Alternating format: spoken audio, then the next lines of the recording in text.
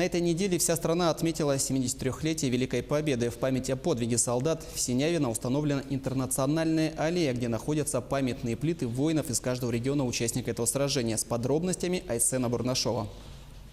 Синявинские высоты – одна из самых трагических страниц истории битвы за Ленинград. Именно отсюда фашисты корректировали артиллерийский огонь по дороге жизни. И именно здесь, благодаря советским солдатам, была прорвана блокада Ленинграда. В этом сражении полегли тысячи советских воинов. До сих пор в этих землях продолжают находить останки павших защитников. На территории комплекса даже подготовлены памятные плиты для увековечения имен будущих героев. Каждый год в мемориальном комплексе проходят митинги. В этот раз здесь собрались представители регионов России и Израиля. Здорово, что мы сейчас находимся все здесь, что была тогда эта победа, и что я хочу рассчитывать на то, что такие войны больше никогда не повторятся. Спасибо. На митинге традиционно приняли участие и якутяне. Отрадно, что в составе делегации присутствуют молодые девушки и юноши. На Синявино я уже второй раз. Первый раз мы побывали в начале мая, приехали с активистами, организовали небольшой субботник. Сейчас я уже нахожусь на митинге, и мне очень приятно. Я очень горжусь за отвагу наших предков и их подвиг.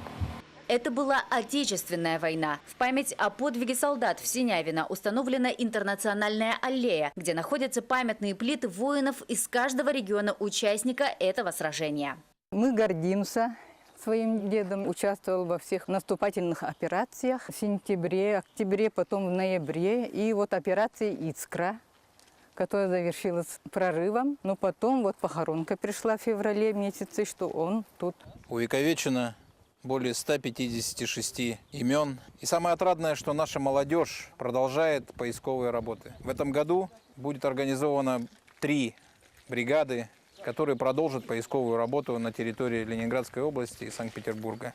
Надеемся, что в этом году несколько имен найдут покой. Битва за Ленинград во время Великой Отечественной войны занимает особое место. Ни один город мира не отдал за победу столько жизней. И наша обязанность – помнить, чтить и гордиться. Айсена Бурнашова, Егор Максимов, Синявинские высоты, Ленинградская область.